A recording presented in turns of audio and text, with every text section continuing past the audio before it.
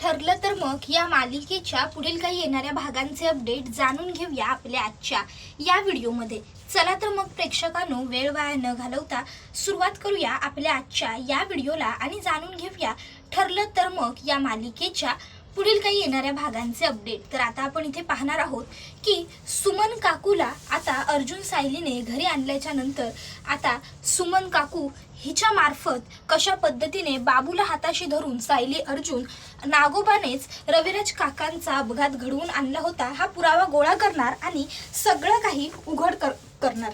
आता सुरुवातीला आपण पाहतो की पूर्णाजी ह्या म्हणतात, बरं बाद झालं, आता सगळ्यांनीच तिला प्रश्न विचारू नका। सायली एक काम कर, सुमनला जरा आतमध्ये खोलीत घेऊन जा, तसंही आता तिला जरा आरामाची गरज आहे, बघ ती किती थकली, नंतर तुम्ही सगळे तिला जे विचारायचंय ते विचारा। त्याबरोबर सायली म्हणते, हो पूर्णाजी जे म्हणतायत ते मला पटतंय, सध्या सुमन काकूंना आरामाची खूप जास्त गरज आहे, मी सुमन काकूंना घेऊन वरती आमच्याच खोलीत जाते। मग सायली लगेचच सुमन काकूंचा हात अलगच पकडते आणि सुमन काकूंना म्हणते, सुमन काकू उठा, सावकाश या। आणि मग ती सुमन काकूंना उठवते आणि तिकडनं आता वरती स्वतःच्या रूमकडे घेऊन जाते। ती सुमन काकूला म्हणत असते, सुमन काकू घाबरू नका, काळजी करू नका, आम्ही सगळे आहोत ना तुमच्या बरोबर, आता इथे तुम्ही अगदी सेफ आहात, नागराज काका तुम्हाला काहीही करू शकणार नाहीयेत, समजलं ना, तुम्ही धीर सोडू नका। मी एक काम करते, तुमच्यासाठी मस्त गरम गरम चहा नाश्ता घेऊन येते, तुम्ही जरा खाल्लत की तुम्हाला बरं वाटेल। सुमन आता तिथे एकटीच बसून असते आणि आता ती विचार करत असते, हे सगळं माझ्याच बरोबर का घडलं, माझ्याच आयुष्याच्या एवढ्या वाताघाती का झाल्या, मला एवढा नालायक नवरा का मिळाला। इतक्यात तिकडे सायली येते। सुमन काकू तिच्या मनातला सल सायलीला बोलून दाखवते। सायली सुमन काकूचे दोन्ही हात हातात घेते आणि सुमन काकूला समजून सांगते, हे बघा सुमन काकू, जे आपल्या नशिबात आहे ते तर आपण बदलू शकत नाही, पण जे चुकीचं आहे त्याच्या विरोधात आवाज जरूर उठवू शकतो, हो ना। त्यावर सुमन काकू म्हणते, हो ग सायली, मला सुद्धा माहिती आहे, म्हणूनच तर आमच्या यांना शिक्षा व्हावी याच्यासाठी मी तुमची साथ देणार आहे ना। पण सायली, मला एका गोष्टीचं खूप दुःख वाटतंय ग, आजपर्यंत आयुष्यात मी कोणासाठीच कधीच वाईट विचार केला नाही, कोणाचं कधी नुकसान व्हावं असाही विचार केला नाही, मग माझ्या बाबतीत देवाने हे सगळं का घडवलं ग, मला एवढा नीच नालायक नवरा देवाने का दिला, देवाला माझ्या अजिबात दया आली नसेल का ग सायली, देवाच्या मनात एकदाही असा विचार आला नसेल का की या बिचारीच्या आयुष्यात एवढ्या वाताघाती का, मी साधी भोळी सरळ आहे, मग मला नवरा एवढा नालायक का मिळाला।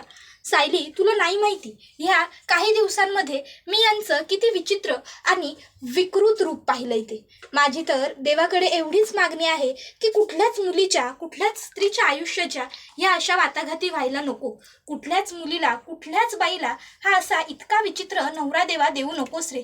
मला ना खूप खूप खूप वाईट वाटतंय आज स्वतःसाठी, आरशात बघायला सुद्धा धाडस होत नाहीये की म्हणजे मी माझ्याच नवऱ्याला ओळखायला चुकले, इतके चुकले ते पण एवढी वर्ष मी त्यांच्याबरोबर संसार करून आम्हाला एक मुलगा झाला तरीही मी माझ्या नवऱ्याचं रूप ओळखूच शकले नाही। त्यावर सायली ही आता सुमन काकूला म्हणत असते, हे बघा सुमन काकू, जे घडून गेलं ते घडून गेलं, आता तुम्हाला हिंमत हारायची नाहीये, खचायचं नाहीये तुम्हाला, नागराज काकांनी जे काही केलंय ना ते तुमच्याबरोबर जे काही वागलेत त्यांच्या प्रत्येक चुकीची शिक्षा आपण सगळे त्यांना मिळवून देऊ, नक्की मिळवून देऊ।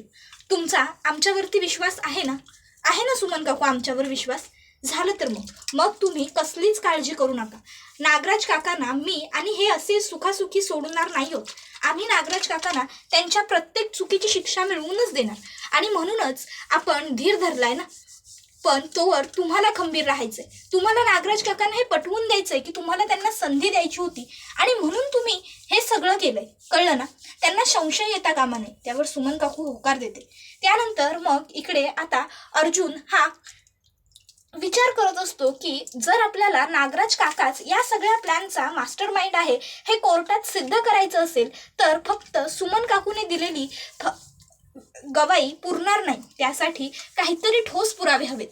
महिपतला सुपारी दिली होती, कदाचित महिपतच्या घरी काही पुरावे सापडू शकतील का, महिपतच्या घरामध्ये एकदा जाऊन पुन्हा शोधाशोध करायला हवी, या विचाराने अर्जुन आता इन्स्पेक्टर सावंतांच्या मदतीने कोर्टाकडनं महिपत शिखरेच्या घरात जाण्याकरता परवानगी मिळवतो। मग महिपत शिखरेच्या घरात जाण्याची रितसर परवानगी मिळताच लगेचच सायली, अर्जुन, इन्स्पेक्टर सावंत, काही हवालदार आणि चैतन्य हे सगळेच महिपतच्या घरात घुसतात.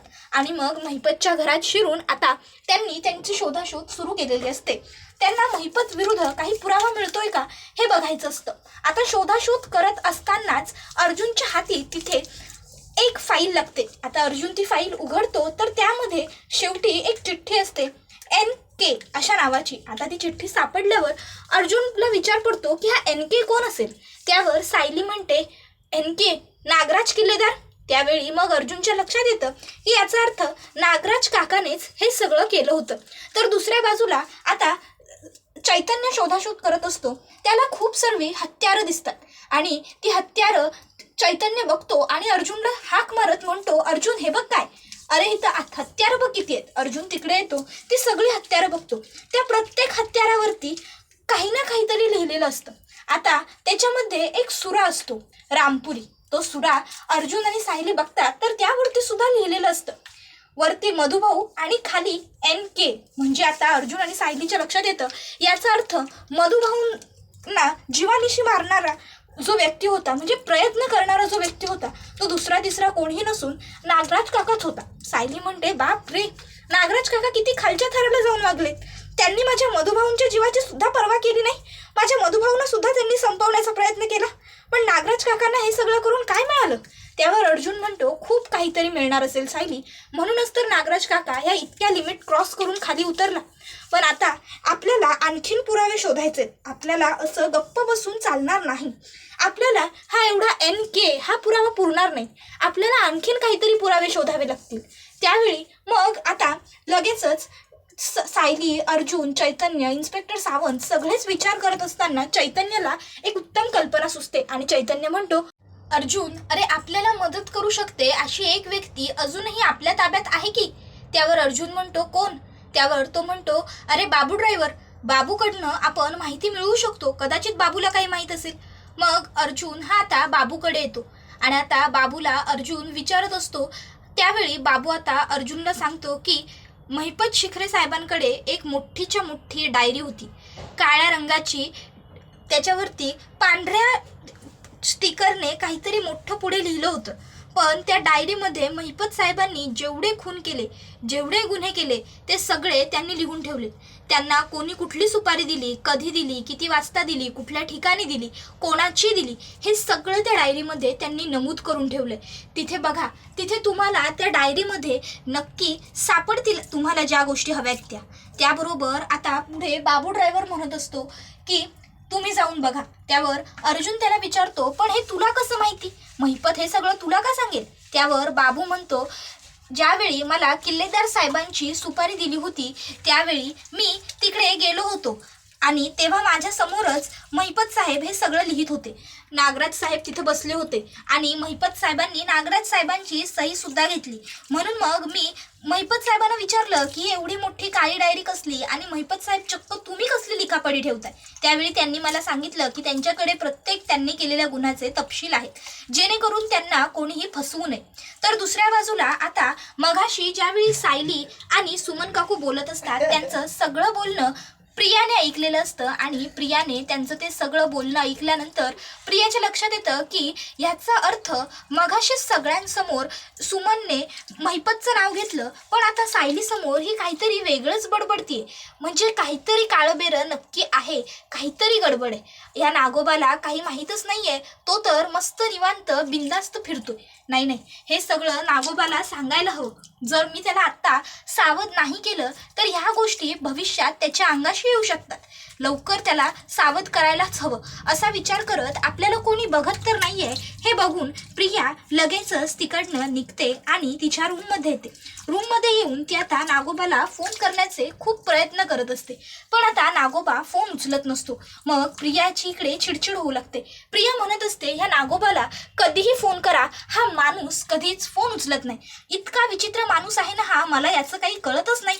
म्हणजे प्लॅन करतो सगळं स्वतः, ठरवतो सगळं स्वतः, आधी तर मला काही सांगत नाही, नंतर गोत्यात आल्यावर माझ्याकडे मदत मागायला येतो आणि मदत मागायला आल्यावर मी मदत करत असते तेव्हा माझे साधे फोनही उचलत नाही.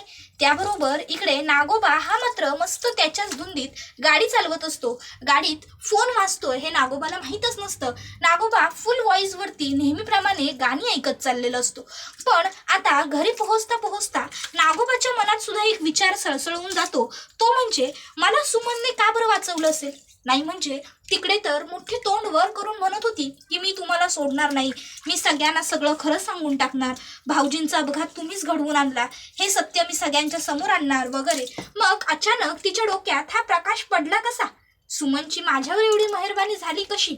बघायला हवं लवकर नेमकं काय घडलं ते.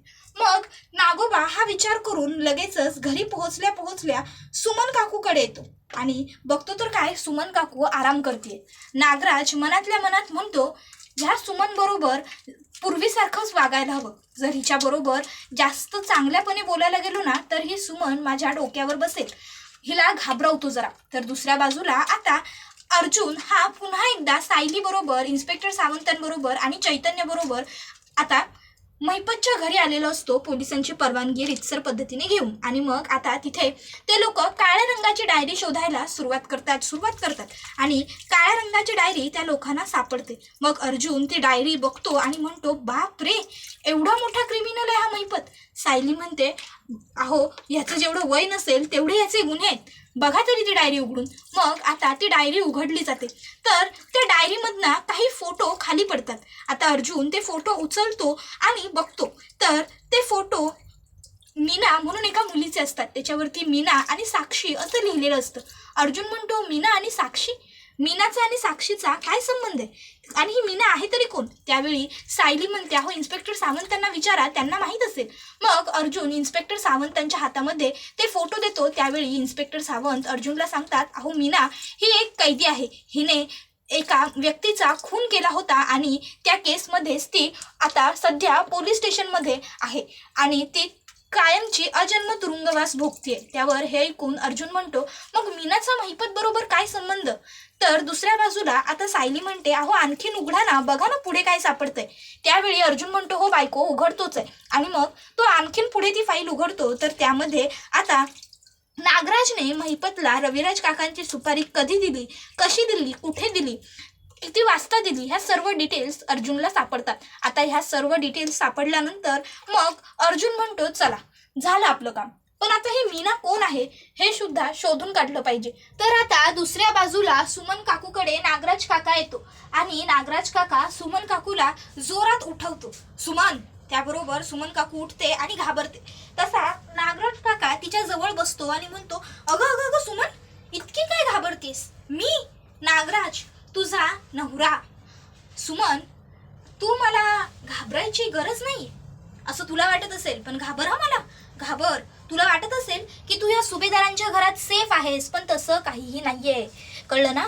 मी नागराज आहे, मला काय करायचं असेल तेव्हा मी करू शकतो, तुला माहितीच आहे. बरं, ते सगळं सोड, काय करायचं काय नाही करायचं हे सगळं नंतरचं प्रश्न आहे.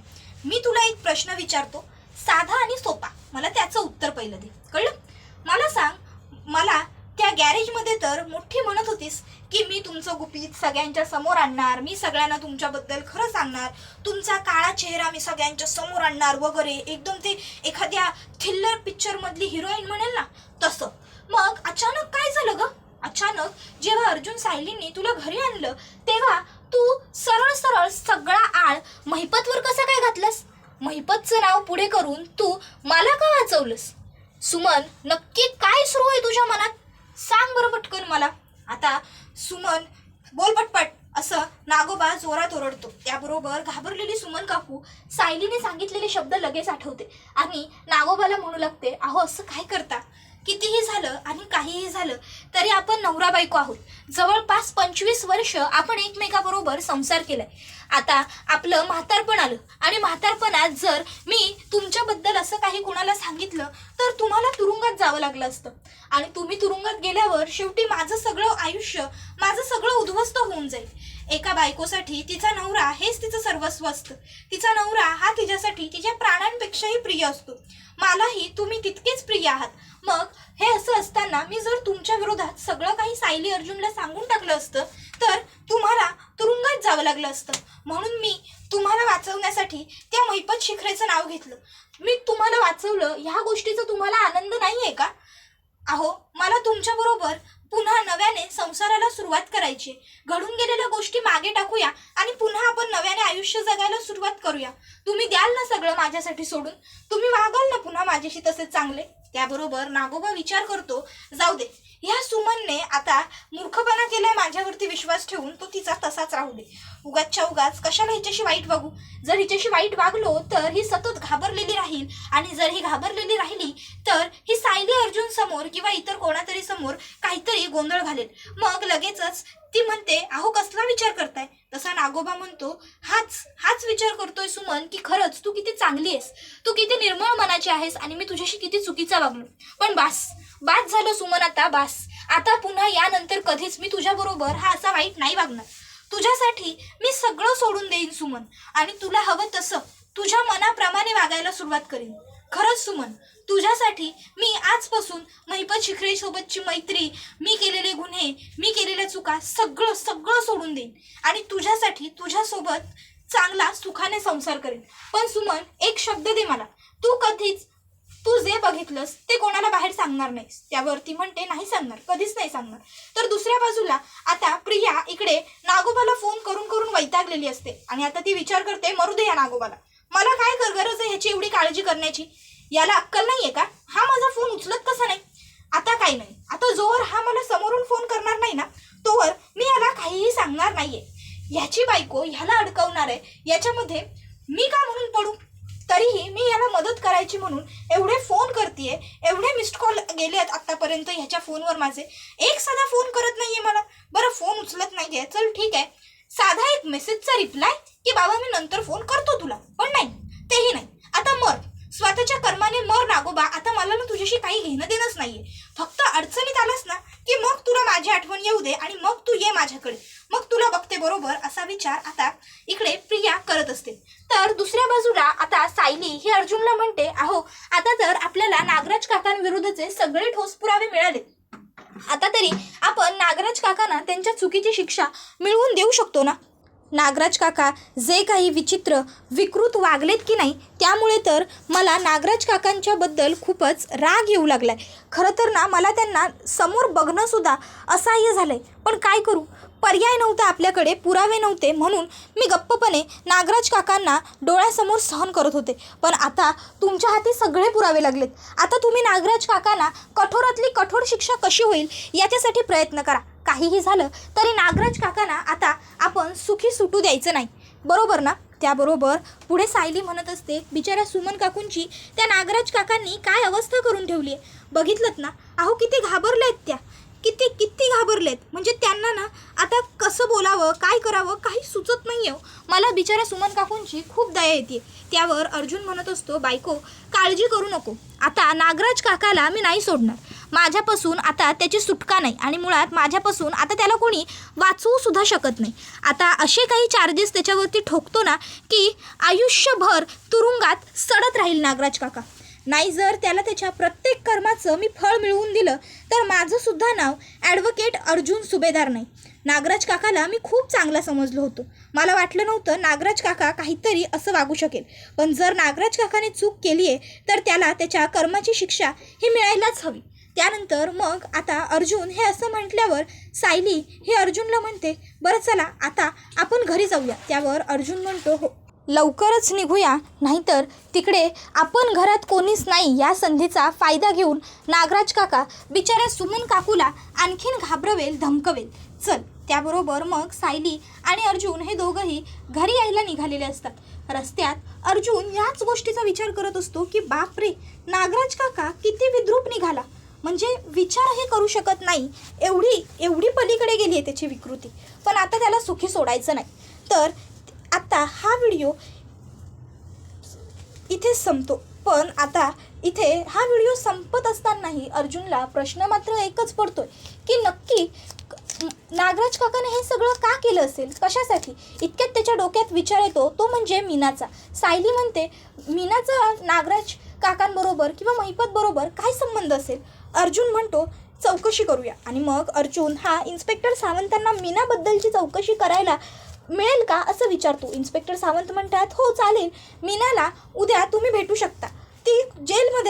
पण मग इन्स्पेक्टर सावंत जेव्हा मीनाबद्दल जेलमध्ये चौकशी करतात तेव्हा इन्स्पेक्टर सावंतांना कळतं की मीना तर जेलमध्ये नाहीच आहे आणि ह्या गोष्टीला जवळपास आता 2-2.5 वर्ष जास्त होत आलेत. आता ही गोष्ट इन्स्पेक्टर सावंत सायली अर्जुनलाही सांगतात की मीना हिला कायमचा तुरुंगवास झाला होता, पण ती तुरुंगात नाही आहे. तिला तुरुंगातनं गायब होऊन जवळपास 2-2.5 वर्ष होऊन गेलेत. त्यावर हे ऐकून आता अर्जुन आणि सायलीला सुद्धा खूप मोठा धक्का बसतो आणि ते दोघं विचार करतात की मीना गायब कशी होऊ शकते. मीनाचा महिपत बरोबर काय संबंध आहे. महिपतचाच तर ह्या सगळ्याशी काही संबंध नसेल ना. त्याबरोबर आता हा व्हिडिओ इथेच संपतो. व्हिडिओ आवडला असेल तर व्हिडिओला लाईक करा, चॅनलवर नवीन असाल तर चॅनलला सबस्क्राईब करा आणि बेल आयकॉन आठवणीने प्रेस करा, जेणेकरून तुम्हाला पुढच्या प्रत्येक व्हिडिओचं नोटिफिकेशन मिळत जाईल आणि सर्व व्हिडिओंचा आनंद हा अगदी उत्तम पद्धतीने घेता येईल. चला तर मग प्रेक्षकांनो, आजच्या पुरतं इथेच थांबूया. पुढचा व्हिडिओ येईपर्यंत ह्या व्हिडिओचा छान पद्धतीने आनंद घेत राहा. ठरलं तर मग ही मालिका तुम्हाला कशी वाटते हे आम्हाला कमेंटमध्ये नक्कीच सांगा. धन्यवाद.